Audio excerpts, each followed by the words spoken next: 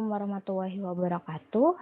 Selamat pagi, teman-teman semuanya. Kita berjumpa lagi di mata kuliah audit SMK 3. Nah, sebelumnya sudah dijelaskan di topik pertemuan sebelumnya tentang apa saja prinsip SMK 3 itu. Nah, apa saja prinsip SMK 3 yang sudah dijelaskan di PP 50 tahun 2012.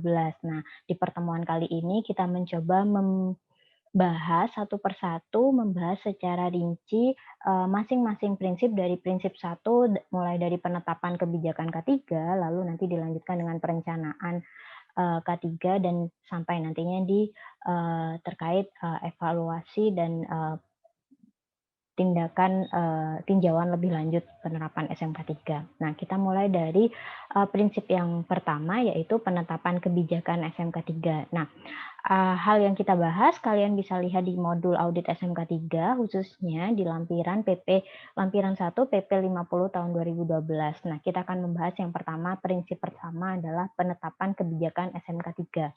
Nah, sesuai dengan lampiran 1 PP 50 tahun 2012 tentang penerapan SMK 3, kita punya beberapa guidance, kita punya beberapa item yang harus yang harus dilakukan saat melakukan penetapan kebijakan K3. Yang pertama, yang diatur oleh peraturan pemerintah nomor 50 tahun 2012 tentang penetapan kebijakan SMK 3 ini adalah penyusunan kebijakan itu harus dilakukan melalui yang pertama, tinjauan awal kondisi K3.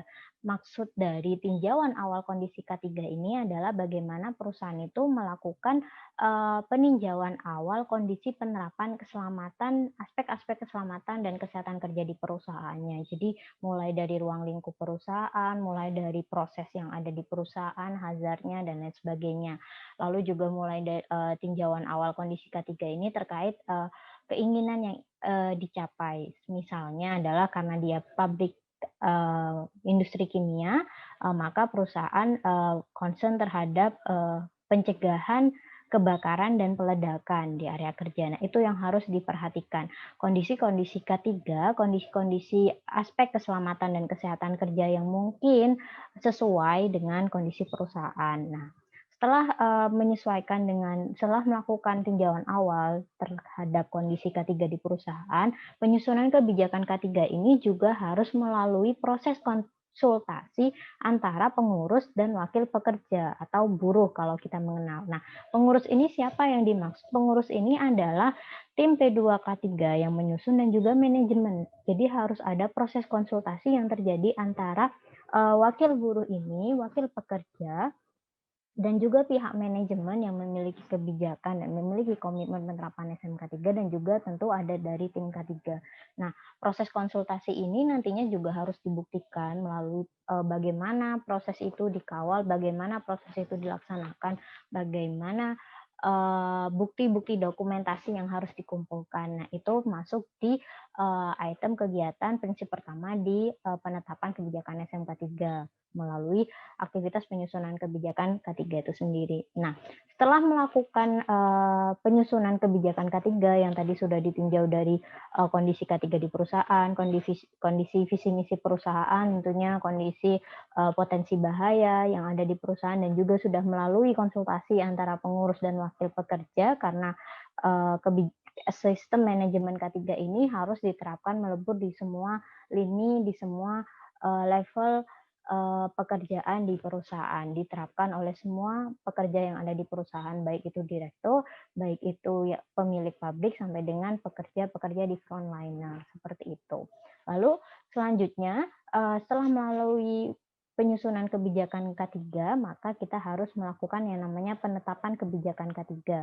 Nah, penetapan kebijakan K3 ini tentunya harus sudah dalam bentuk teks yang disebut penetapan kebijakan K3. Kita tahu bahwa bentuk kebijakan K3 biasanya disosialisasikan di perusahaan. Nah, penetapan ini harus disahkan oleh pucuk pimpinan perusahaan. Jadi tidak bisa disahkan oleh tertandanya itu oleh HSE manager, itu tidak valid. Jadi yang diminta oleh sistem manajemen K3, khususnya di item kebijakan K3 ini, kebijakan K3 itu harus disahkan oleh pucuk pimpinan perusahaan.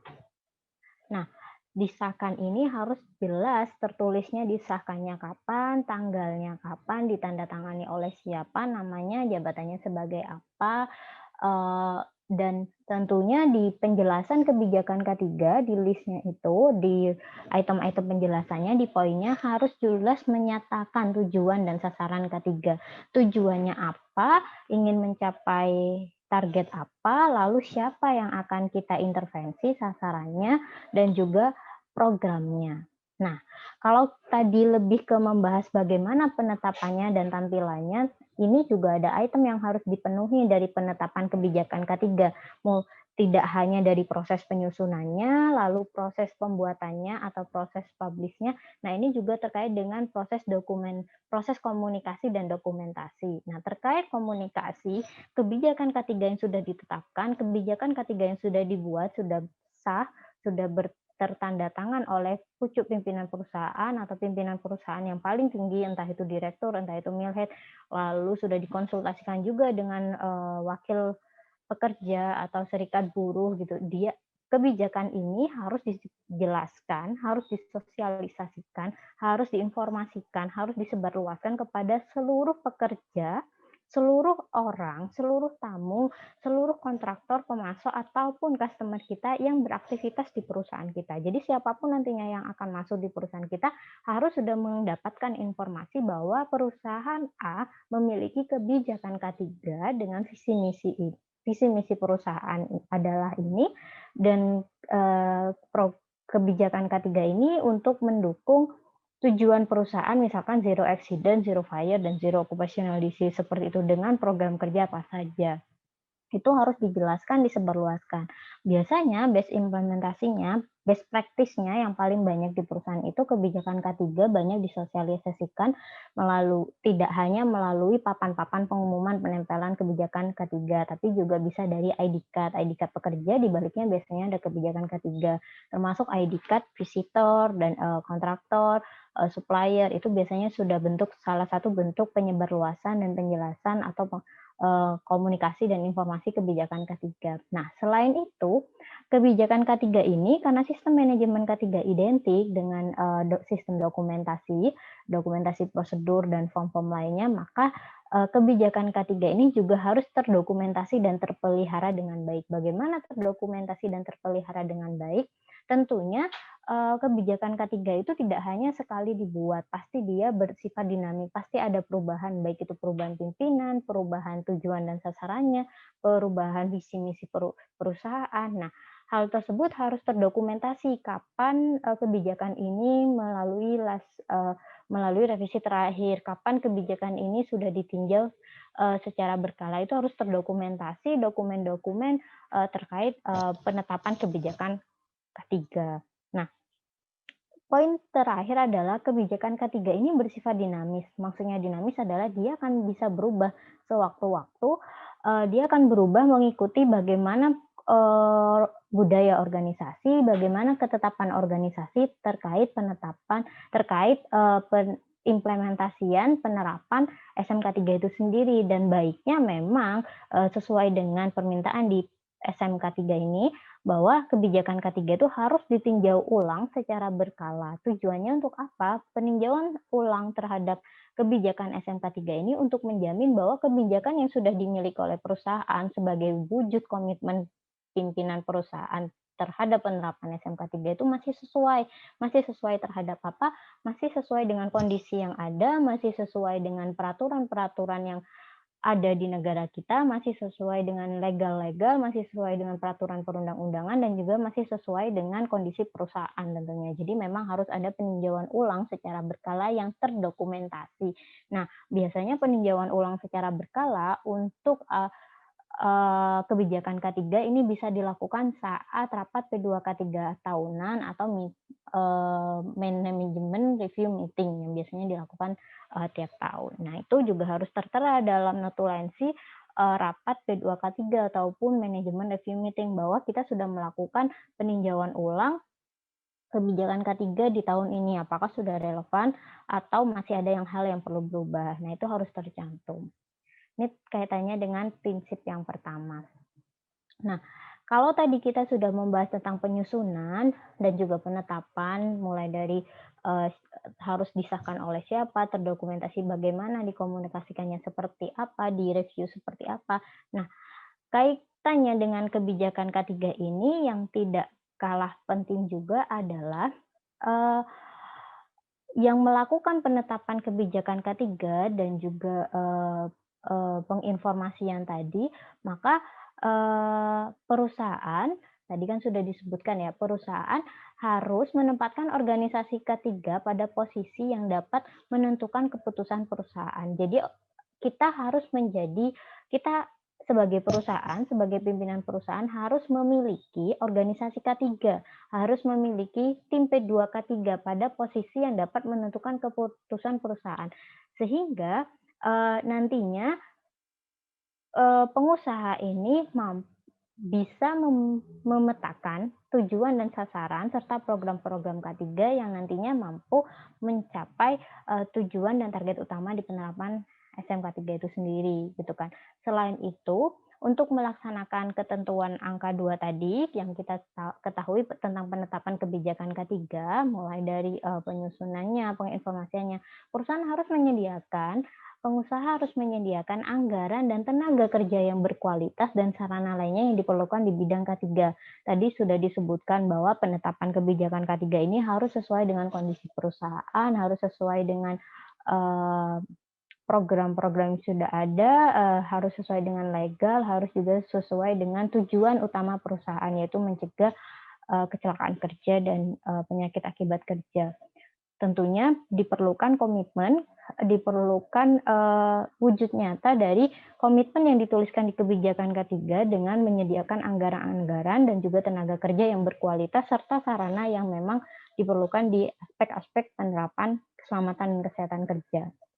Yang ketiga, menetapkan personil yang mempunyai tanggung jawab, wewenang, dan kewajiban yang jelas dalam penanganan K3 ini cukup penting ya. Jadi, tidak semua personil itu mampu menjalankan, mampu, mempunyai tanggung jawab di aspek K3.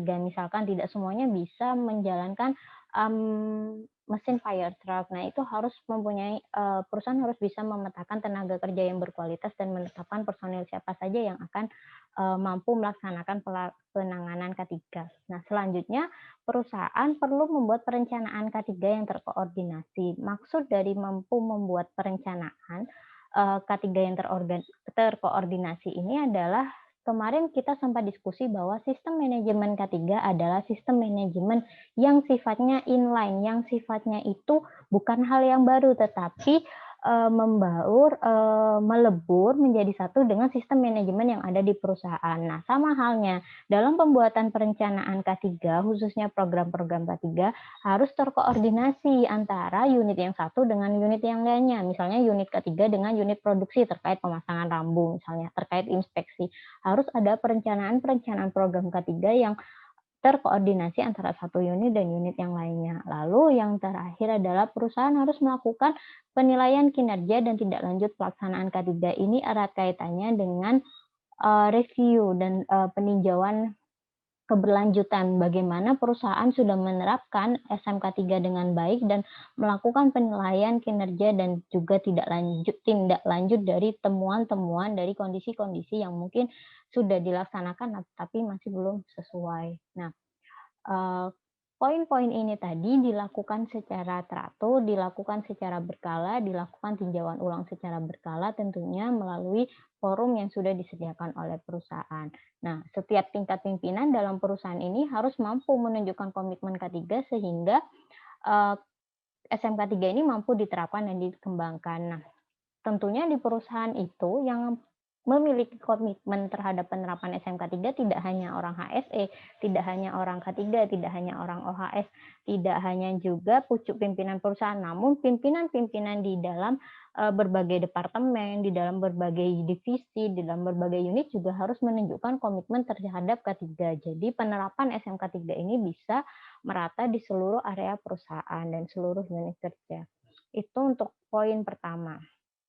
Nah, selanjutnya kita akan mendiskusikan tentang prinsip yang kedua yaitu perencanaan K3. Nah, di perencanaan K3, kalau tadi kita sudah memiliki kebijakan K3 sebagai wujud komitmen perusahaan terhadap penerapan K3, terhadap penerapan SMK3 di perusahaan, maka yang perlu dilanjutkan adalah dalam penerapan SMK3 adalah perencanaan K3, perencanaan program-program K3. Nah, bagaimana perusahaan itu, bagaimana pengusaha itu menyusun rencana K3, tentunya ada beberapa hal-hal yang perlu diperhatikan. Nah, yang pertama, pengusaha itu menyusun rencana K3 berdasarkan hasil penelaahan awal. Nah, yang dimaksud dengan hasil penelaahan awal ini sama halnya saat kita melakukan penyusunan kebijakan K3. Hasil penelaahan awal ini dilakukan sebagai kegiatan yang kita melakukan tinjauan awal kondisi K3 perusahaan yang sudah ada di kebijakan K3, kita lakukan lagi review ruang lingkup perusahaan apa, aktivitas produksinya apa, proses produksinya itu dominannya di mana, kemungkinan potensi bahaya yang ada di perusahaan dari proses produksinya secara umum bagaimana, apa saja. Nah, kita mulai identifikasi kemungkinan penyakit akibat kerja, kemungkinan kecelakaan kerja yang mungkin akan terjadi di perusahaan itu seperti apa. Bagaimana kondisi perusahaan saat ini dalam penerapan K3, apa sudah cukup baik atau bagaimana, itu merupakan salah satu, eee, hal yang perlu dipertimbangkan dalam melakukan penyusunan rencana K3. Nah, selanjutnya dari hasil penelaahan awal itu kita juga perlu melakukan yang namanya identifikasi potensi bahaya, penilaian, dan juga pengendalian resiko. Seperti yang kita ketahui, untuk ini biasanya ada yang menyingkatnya IBPR, ada yang menyingkatnya HIRA-DC, ada juga yang menyebutnya ISB gitu kan, macam-macam memang. Tapi pada dasarnya prinsipnya sama. Kita melakukan identifikasi potensi bahaya dan penilaian resiko hingga mengendalikan resiko. Dari apa? Dari semua aspek kegiatan yang ada di perusahaan. Sehingga dari hasil identifikasi potensi bahaya yang kita lakukan terhadap kegiatan, breakdown kegiatan dengan pendekatan aktivitas kerja ya, aktivitas kerjanya apa, hazard-nya apa, potensi bahayanya apa, resikonya apa saja, lalu melakukan penilaian resiko, konsekuensinya, severity-nya, sampai mendapatkan nilai resiko dan tingkatan resiko, akan muncul pengendalian resiko yang sudah ada dan juga rekomendasi pengendalian resiko. Nah, dari rekomendasi penilaian resiko dan juga tingkatan nilai resiko yang kita dapatkan, kita mampu merumuskan rencana-rencana K3 ke depannya. Rencana-rencana program K3 yang akan diterapkan perusahaan. Nah, selain dari hasil telaah awal tadi, identifikasi potensi bahaya, rencana K3 juga perlu mempertimbangkan peraturan perundang-undangan dan persyaratan lainnya. Nah, yang dimaksud dengan peraturan perundang-undangan ini adalah peraturan perundang-undangan yang relevan dengan kondisi perusahaan, khususnya terhadap aspek penerapan K3. Jadi misalnya ada peraturan terkait Permenkes nomor 46 tahun 2016 misalkan tentang K3 perkantoran. Jika memang itu relevan untuk perkantoran di perusahaan, monggo itu diterapkan dan kita mulai inventarisasi, kita mulai identifikasi oleh tim perusahaan apakah peraturan perundang-undangan ini sesuai jika diimplementasikan di perusahaan. Apa tindak lanjut yang harus diterapkan dari peraturan pemerintah ini, peraturan Menteri Kesehatan ini. Oh, ternyata harus mengkondisikan area kerja perkantoran kita itu ergonomis, stasiunnya itu kursinya harus seperti ini, mejanya harus seperti ini, tingginya harus disesuaikan dan lain sebagainya. Itu melalui program-program atau rencana-rencana K3 yang bisa muncul dari suatu peraturan perundang-undangan. Karena terkadang dalam melakukan identifikasi potensi bahaya, penilaian dan pengendalian resiko itu kita juga perlu mempertimbangkan apakah ini diatur di peraturan perundang-undangan, misalnya terkait pengoperasian forklift, itu kan juga ada peraturannya bahwa harus memiliki CEO, harus ada kartu inspeksi dan lain sebagainya. Nah, sudah tiga item terkait penyusunan rencana K3. Selanjutnya adalah kita perlu mempertimbangkan sumber daya yang dimiliki oleh perusahaan. Dalam melakukan perencanaan K3, sama halnya dalam melakukan perencanaan sistem manajemen yang lainnya, kita harus mempertimbangkan sumber daya yang kita miliki. Sumber daya apa saja yang sumber daya yang kita miliki yang meliputi SDM-nya kompeten tidak, sesuai tidak dengan kompetensinya, sarananya ada tidak, prasarananya ada tidak, dan dananya. Ini hal yang umum ya terkait penyusunan rencana, karena hampir semua meskipun di manajemen organisasi, kalau kalian beraktivitas di organisasi ormawa-ormawa kampus, tentu saat kalian melakukan perencanaan program kegiatan, kalian juga mempertimbangkan itu, sumber dayanya, sarana prasarananya, dan sumber dananya. Nah, ini kaitannya dengan aspek-aspek perencanaan K3. Nah, kemudian kalau tadi kita mempertimbangkan hal-hal yang harus dipertimbangkan, hal-hal yang harus ditelaah dalam penyusunan rencana K3. Nah, selanjutnya adalah apa saja sih yang harus muncul, yang harus dimuat pada rencana K3 perusahaan dalam penerapan SMK3. Jadi kalau dikatakan menerapkan SMK3, rencana K3-nya itu harus memuat apa saja?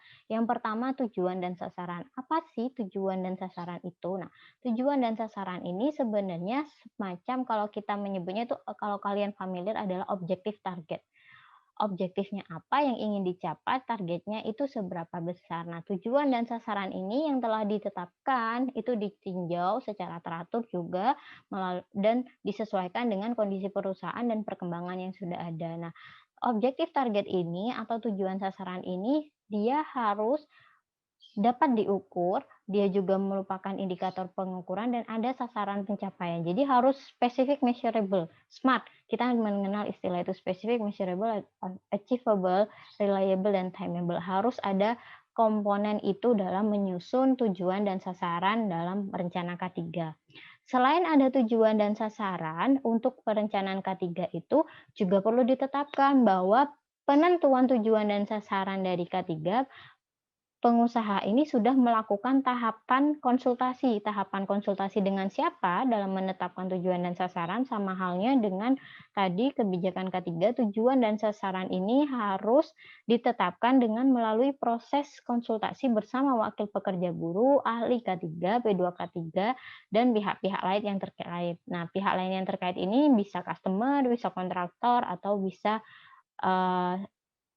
headquarter atau pusat perusahaan sentralnya perusahaan induk seperti itu. Itu bisa juga menjadi pihak-pihak yang harus kita miliki proses konsultasinya. Harus kita lalui proses konsultasinya untuk menetapkan tujuan dan sasaran. Nah, selain tujuan dan sasaran tadi, dalam hal perencanaan K3, maka perlu ditetapkan skala prioritas juga. Tidak hanya ada tujuan dan sasaran K3 yang SMART tadi, specific, measurable, achievable, reliable, dan timeable, kita juga perlu menentukan skala prioritas.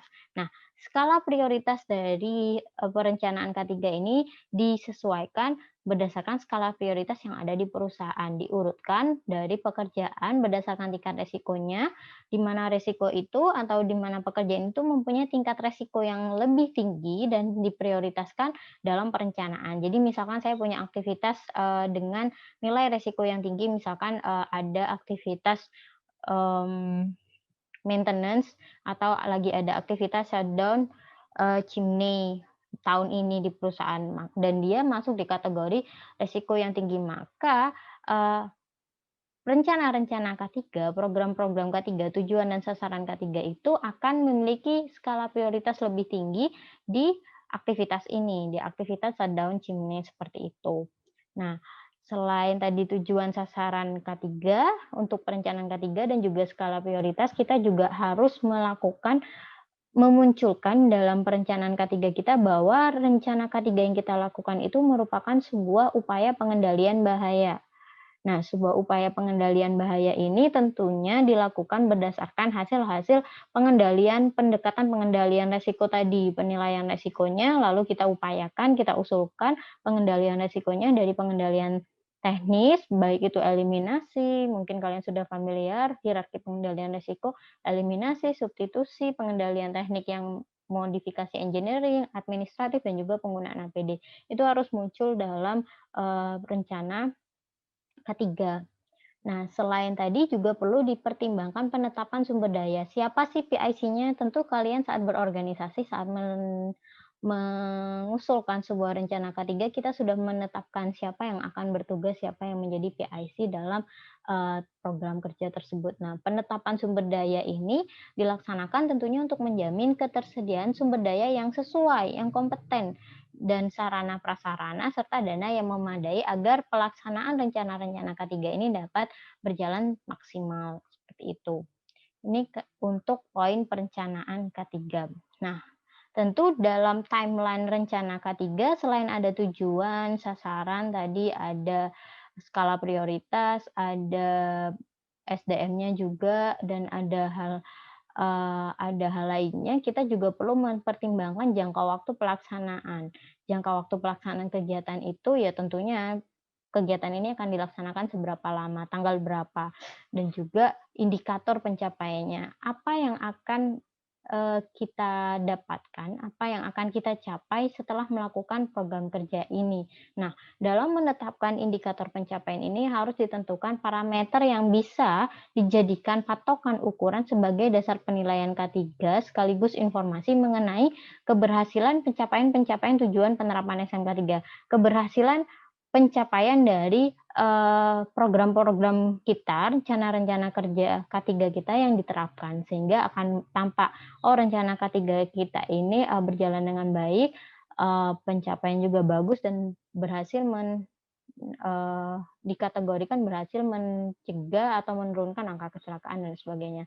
Dan tentu sistem pertanggungjawaban ini adalah item yang harus diperhatikan dalam melaksanakan rencana K3, sehingga nantinya saat kita sudah melakukan di prinsip yang ketiga, pelaksanaan rencana K3, kita tahu kepada siapa pertanggungjawaban terkait rencana ini harus dilaksanakan.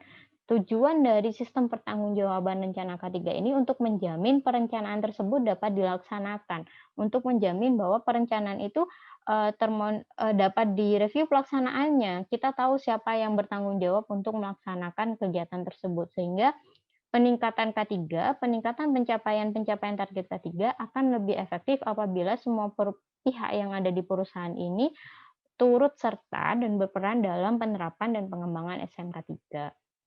Nah, dalam hal ini perusahaan itu dikatakan memiliki sistem pertanggungjawaban yang baik apabila ya kalian bisa coba pahami di lampiran 1 nanti, bahwa perusahaan sudah harus menentukan, menunjuk dan mendokumentasikan serta mengkomunikasikan tanggung jawab dan tanggung gugat di bidang K3. Siapa PIC yang ditunjuk sebagai dia orang yang berwenang di area kerja, orang yang bertanggung jawab di area kerja terkait hal-hal penerapan K3, baik itu di tingkatan produksi, tingkatan manajemen, tingkatan subkon, dan sebagainya. Lalu kita juga perlu memiliki prosedur yang memantau dan mengkomunikasikan setiap perubahan dan tanggung jawab, serta tanggung gugat yang berpengaruh terhadap sistem dan program K3. Dan juga harus ada sistem semacam reaksi, kalau kita tidak menyebutkan self reward ya, tetapi memberikan reaksi yang tepat dan cepat terhadap kondisi-kondisi yang mungkin masih menyimpang atau kondisi-kondisi yang belum pas seperti itu. Nah, catatan penting dari perencanaan K3, kita harus bisa memunculkan dokumen-dokumen rencana K3 tadi dengan poin-poin yang sudah diminta dalam lampiran 1 PP 50 tahun 2012 tentang penerapan SMK 3 tentang poin perencanaan K3. Itu untuk topik kedua tentang prinsip perencanaan K3. Nah, selanjutnya di sesi ini kita akan membahas tentang prinsip yang ketiga, yaitu pelaksanaan rencana K3.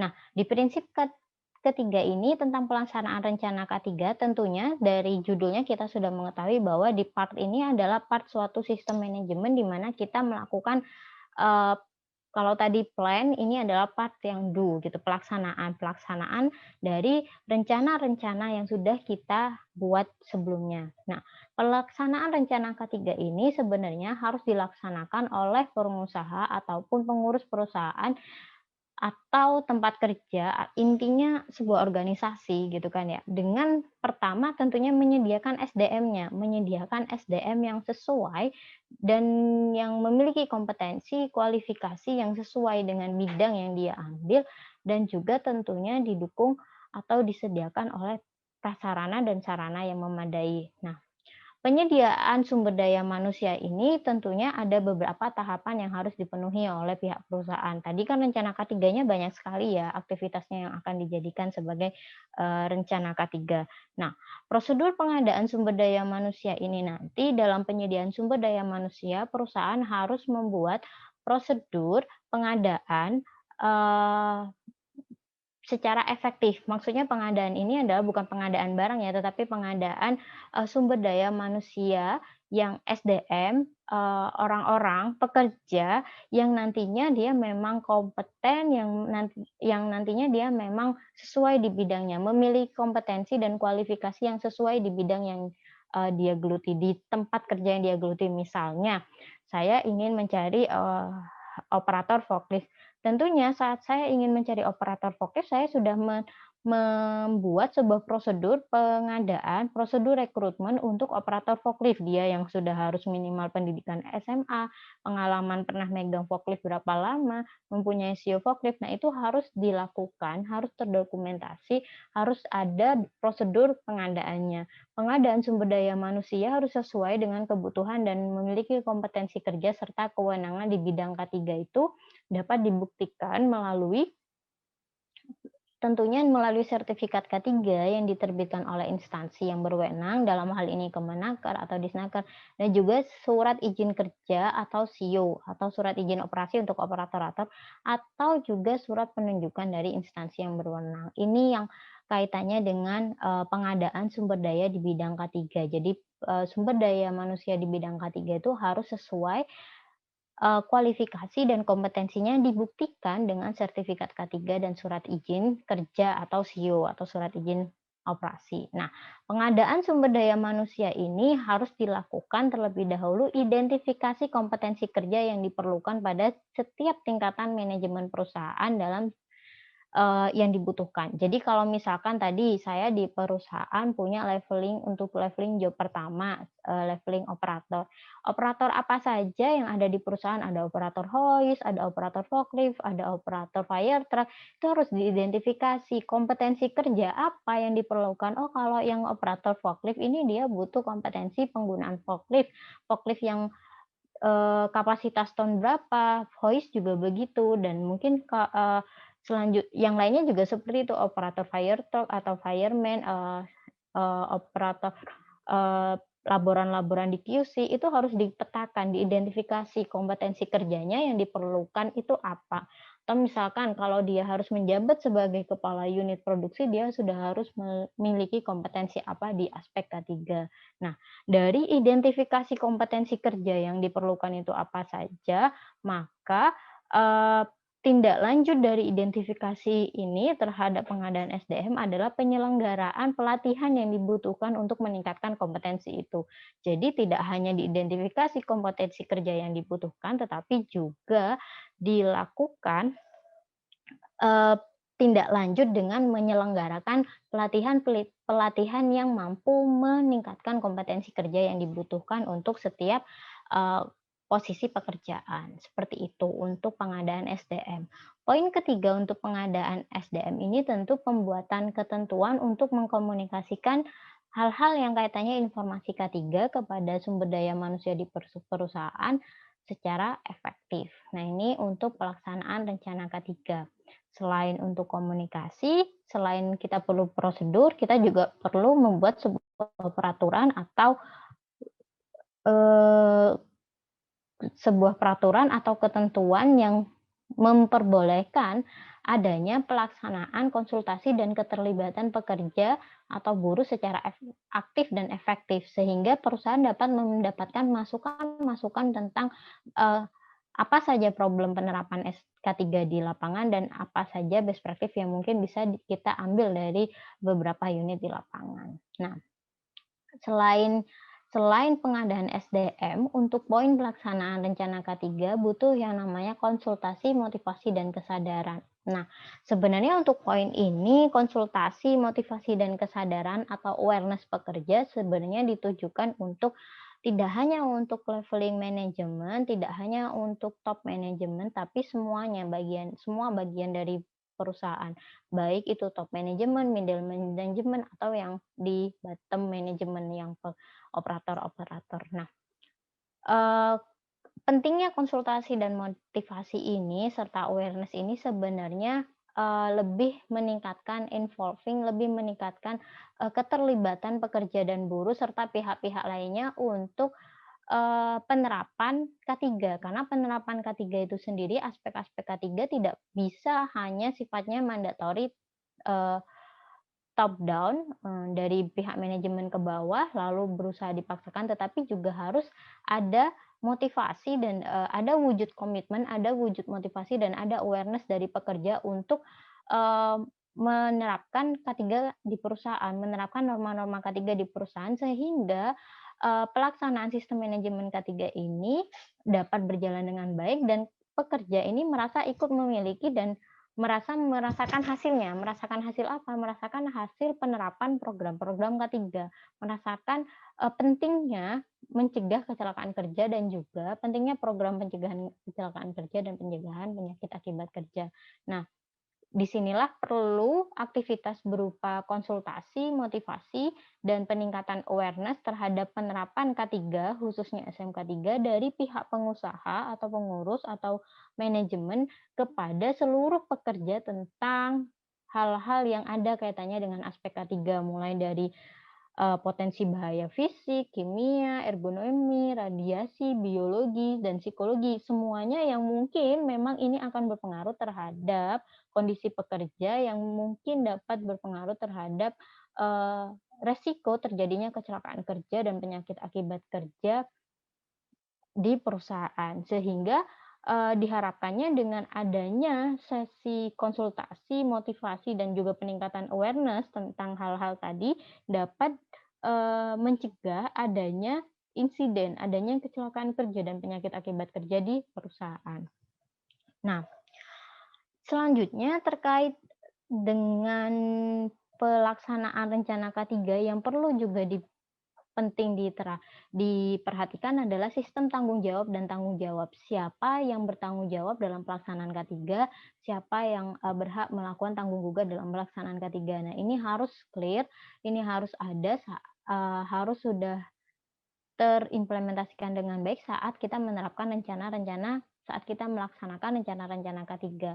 Tentunya dapat dilakukan dengan cara penunjukan dan pendokumentasian dan serta pengkomunikasian tanggung jawab K3 ini di perusahaan dipegang oleh siapa saja. Apabila ada kecelakaan kerja, yang akan ditanyakan pertama siapa, itu harus ada dokumentasi, harus ada, surat penunjukan, harus ada, dokumen-dokumen yang membuktikan bahwa ada komunikasi ke pekerja yang bahwa person in charge-nya, yang memegang tanggung jawab terhadap aspek-aspek K3 di area kerjanya adalah si Bapak A, seperti itu. Itu harus ada dokumennya dan terkomunikasi. Kemudian, yang kedua kaitannya dengan tanggung jawab dan tanggung gugat adalah penunjukan sumber daya yang berwenang dan, memiliki wewenang untuk bertindak dan menjelaskan kepada semua tingkatan manajemen, pekerja atau buruh, kontraktor, tamu, subkontraktor, pemasok atau supplier, dan juga pengunjung gitu atau tamu. Nah, penunjukan sumber daya yang berwenang bertindak dan menjelaskan ini adalah sama halnya dengan, penunjukan tim HSE-nya, tim K3-nya. Nah, pimpinan perusahaan itu memastikan bahwa, person in charge, SDM yang ditunjuk untuk, berwenang untuk menindaklanjuti dan menjelaskan semua hal tentang K3 ini adalah pimpinan yang ditunjuk untuk menerapkan SMK3. Person in charge yang ditunjuk untuk menerapkan SMK3 dan juga mempunyai kemampuan dan tanggung jawab menerapkan serta mengembangkan SMK3. Itu untuk penunjukan SDM yang berwenang untuk menindaklanjuti dan menjelaskan tentang aspek-aspek K3.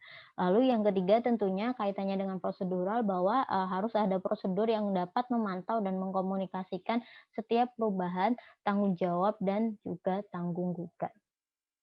Nah, itu kaitannya untuk pelaksanaan rencana K3. Nah, setelah sistem tanggung jawab, tanggung gugat, tadi juga yang pertama adalah pengadaan SDM ya, lalu dilanjutkan juga komunikasi, konsultasi, dan yang keempat tadi, ada juga tentang, tanggung jawab, tanggung gugat. Yang keempat ini adalah pelatihan dan kompetensi kerja.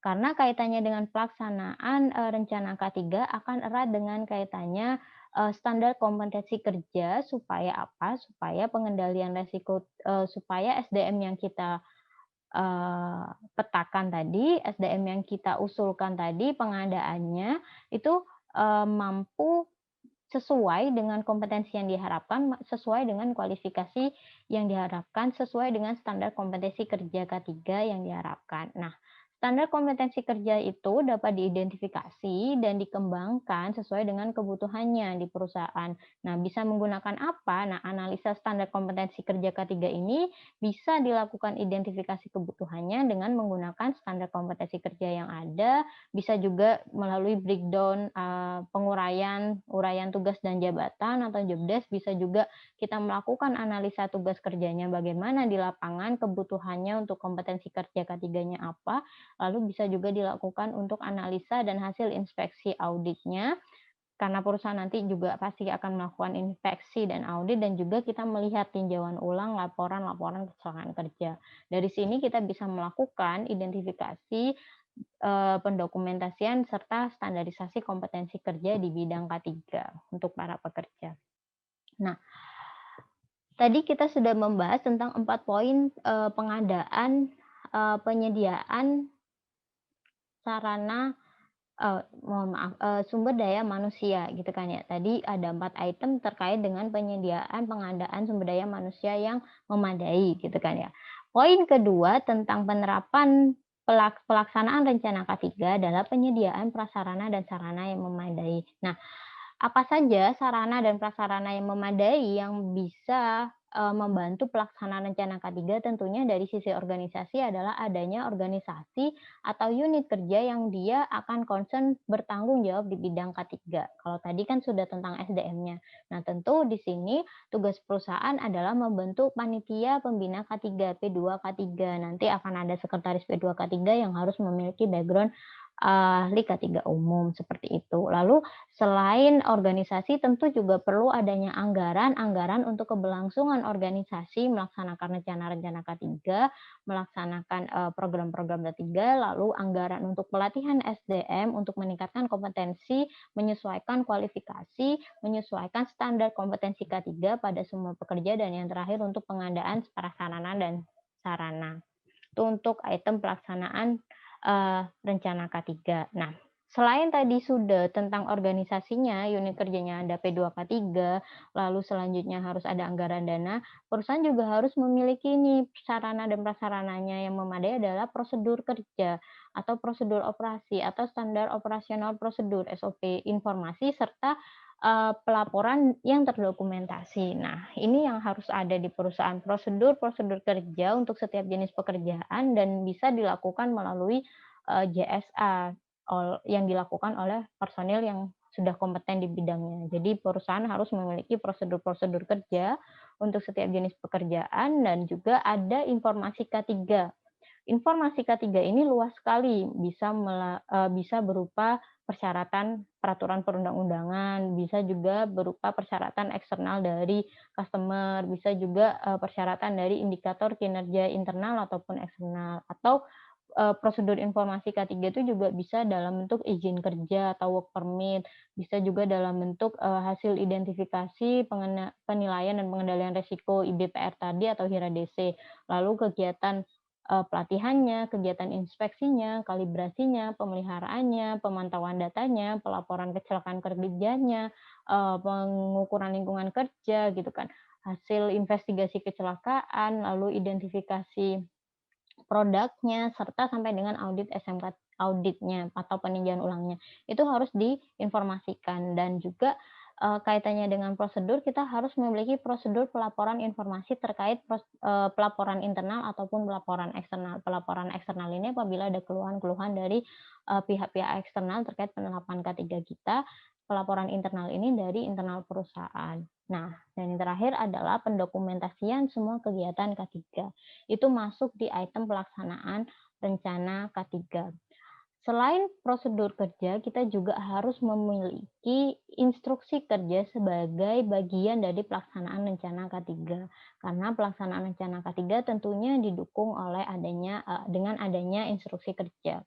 Nah, kegiatan dalam pelaksanaan K3 itu tentunya tadi sudah akan dibuat sesuai dengan HIRA-DC kita, IBPR kita, pengendalian resikonya, hasil identifikasi potensi bahaya dan penilaian resikonya. Di sini, kita perlu instruksi kerja yang kaitannya dengan, hal-hal teknis yang ada kaitannya dengan pengendalian risiko yang sudah kita lakukan gitu kan ya. Tindakan pengendalian yang kita ketahui kan sudah umum ya, teman-teman semuanya ketahui mulai dari yang eliminasi, substitusi, rekayasa engineering atau modifikasi engineering, nanti juga ada administrasi dan juga APD. Nah, untuk yang hal-hal yang erat kaitannya dengan perancangan dan rekayasa atau kita punya MOC istilahnya manajemen of change, kita harus punya tahapan-tahapan perancangan dan rekayasa dari 5 item ini, pengembangan, verifikasi, tinjauan ulang, validasi, dan penyesuaian.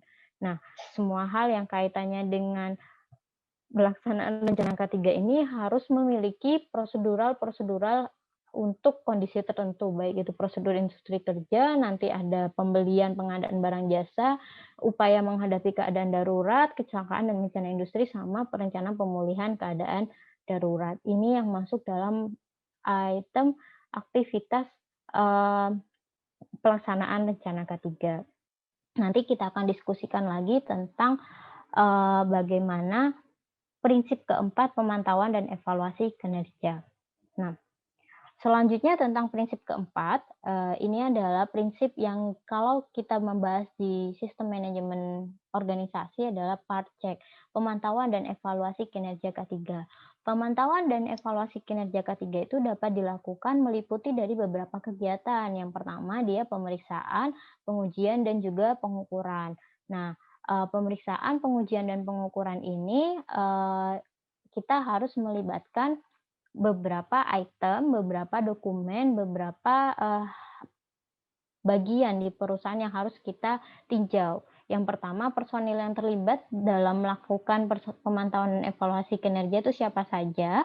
Kita melakukan pemeriksaan, pengujian, dan pengukuran ini harus memperhatikan personil yang terlibat, catatan pemeriksaannya, pengujian dan pengukuran yang akan berlangsung dan sedang berlangsung, juga peralatan dan metode pengujiannya, tindakan perbaikan dan penyelidikan memadai sampai dengan timeline hasil temuan. Nah, pemantauan evaluasi kinerja K3 ini tidak hanya bisa dilakukan dengan melaksanakan pemeriksaan, pengujian, dan juga pengukuran, tetapi juga bisa dengan melakukan audit internal sistem manajemen K3, yang nantinya kita memverifikasi, kita mengecek kesesuaian sistem perusahaan, dokumentasinya khususnya prosedural-prosedural sudah dijalankan atau belum. Nah, kalau yang aktivitas kaitannya dengan hazard fisik, biologi, chemical, psikologi, dan ergonomi, kita melakukan pemeriksaan, pengujian, dan pengukuran. Bisa bekerja sama dengan pihak ketiga, yang penting harus diidentifikasi personilnya yang melakukan siapa, bagaimana hasil catatan pemeriksaannya, peralatan dan metode pengujiannya,